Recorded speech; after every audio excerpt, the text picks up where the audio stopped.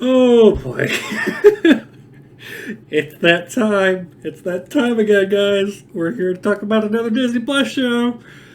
Oh, how's it going, everybody? Texas Man here. I hope you guys are all having a spectacular day. Please give this video a thumbs up if you guys really enjoy it. Subscribe if you guys have not already. Also, do me the biggest favor of all, hit the bell notification button so you guys don't miss out on future videos or streams here on the channel. If you guys would also please head over to Twitch, follow me there at Douglas447. Stream there at least once a week. You guys can also find me on Discord at the Texas Man 6957.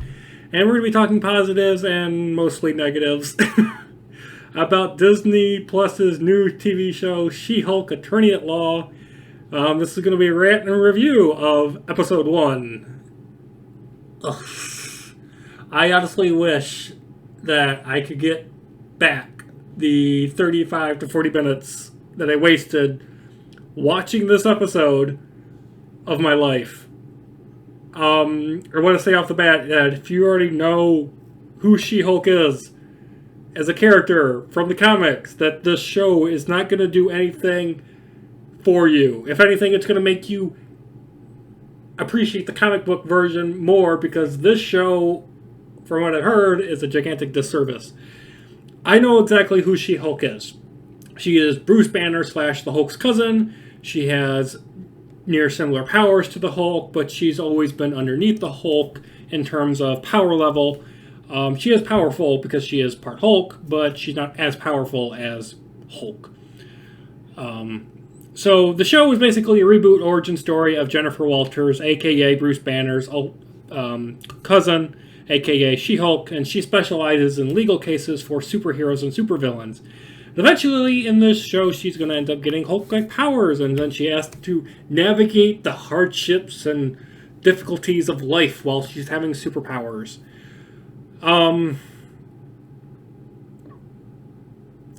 going to tell you right now off the bat, I had zero hope for this show based on the marketing. Like, I don't want to go into the whole CGI nightmare fest that was the trailers and promotion for this show, but just the way this show was marketed, it's like, you're gonna like her. She's better than men. And I'm like, okay, if you're gonna market your show like that, you are already segregating a large portion of your fan base, Marvel, from watching this show. Like, the only reason I watched episode 1 is to see, okay, maybe my expectations were completely false.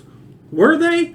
No! But still, I watched the first episode, and it took me 3 hours because I had to pause to write so many notes. I literally had 10 pages of notes for this review, and I had to condense this review down for you guys because of how much nonsensical BS is in this show. So I'm going to give you the big highlights of rant hatred towards this show in this review. And if you guys want to talk to me about something that I might have missed in the comment section down below, please do so, because I thought, okay, I'd rather talk about the big gigantic things in this review and leave the smaller things in the comment section. So first of all, if you have any knowledge of the character, this show is not for you. If you dislike woke Hollywood and having too many changes to a character, or wanted She-Hulk to not be, a comedy and actually be kind of a darker tone show, this is not going to be for you. You wanted a show that respects not only women, but men too. Hate to break it to you, but this show ain't for you. If you wanted a show that respects the events of all the past MCU movies and respects the Avengers for constantly saving the world from galactic threats like Loki, Ultron, and Thanos, just to name a few, apparently this show ain't for you, because this show disses on all of that. You want a character that doesn't break the fourth wall again, like Deadpool? Then this show isn't for you, because they have to rip off that as well. You want a show that remembers past MCU films, like Captain America: The First Avenger, and actually respects the fact of what he did in that movie? Then this isn't for you. You want a show that focuses on She-Hulk and makes it where she doesn't get her powers because of a similar car accident like Doctor Strange has. Like, literally, I know there's two different versions of the comic book origin story, but they went with the stupider one and didn't update it whatsoever. I wish they had changed it.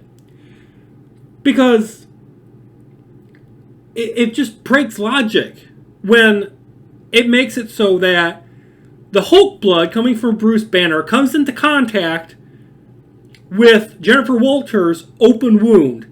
And it has this sort of blood transfusion which transforms Jennifer Walters into a She-Hulk. So if you want logic in something original besides a Doctor Strange accident car crashing ripoff scene, this show is not for you either.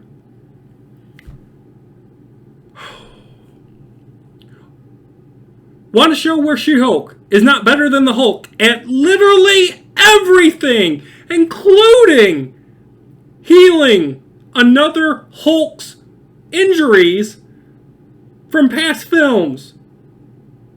You want a show where She-Hulk actually has to learn how to control her powers, like Bruce Banner did over the course of 15 years instead of it instantly happening in 2 days? This show is not for you then. Why does Walters leave Bruce Banner totally alone after this car accident happens in the episode? And she does not even try to find help. Instead, she goes to a bar/strip club to clean herself up and make herself look pretty and gets rid of all the dirt and blood. Instead of trying to, I don't know, call an ambulance, find a local police station.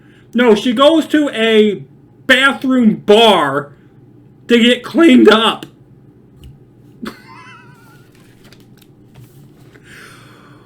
Oh. There is no villain whatsoever set up in this episode either. The music is cringy. Now, for the few positives that are in this show. First of all, there are a few hilarious moments. Unfortunately, they are completely overshadowed by feminism. There are references to Ultron, Tony Stark, and Pixar films like Inside Out, so I thought that was kind of cool. There is no mention or even a quick scene of Abomination or Daredevil that's supposed to show up, or Wong that's supposed to show up in the show, and I don't care. I'm sure they're going to Disneyfy the hell out of Daredevil now. The battle between Hulk and She-Hulk I thought was kind of cool. Unfortunately, She-Hulk in the end wins, so it was fun until that moment. This episode in the show is total anti-male and total pro-feminism. And I have zero interest to continue watching just because it's MCU. And I will not watch any more of this show to review it for you guys. I don't care about the post-credit scenes. I don't care how it's going to lead into the next MCU movie or the next Avengers film. I don't care. I know who this character is. I already know how she's going to end up at the very end of this. In short, She-Hulk is Hulk's cousin. She's a lawyer, and she is the best Hulk because she's the best at everything, even though she doesn't want to become an Avenger. With that, I'm going to have to give She-Hulk Attorney at Law, Episode 1, and probably for the rest of the entire show, if I ever, God forbid, watched everything of it, a 2 out of 10. Thank you guys so much for watching. You guys have a great day. Seriously, don't watch this show whatsoever. Somehow they made something worse than Miss Marvel. I know everyone hates me for hating on Miss Marvel, but I didn't think they could go any lower, but they did.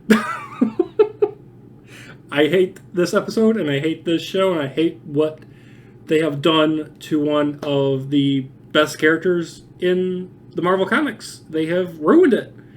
And the actress that plays She-Hulk, Jennifer Walters, I don't like her either. I don't know who this show was meant for, except for the transgender, the woke people, and the people that just love destroying what has been established over the course of the past decade plus of Marvel films and shows. Look, that's all this show seems to want to do is destroy the past and kill it. Don't watch this show, guys. Go do something else. Watch anything else besides this. Thank you guys for watching. Have a great day. Bye, guys.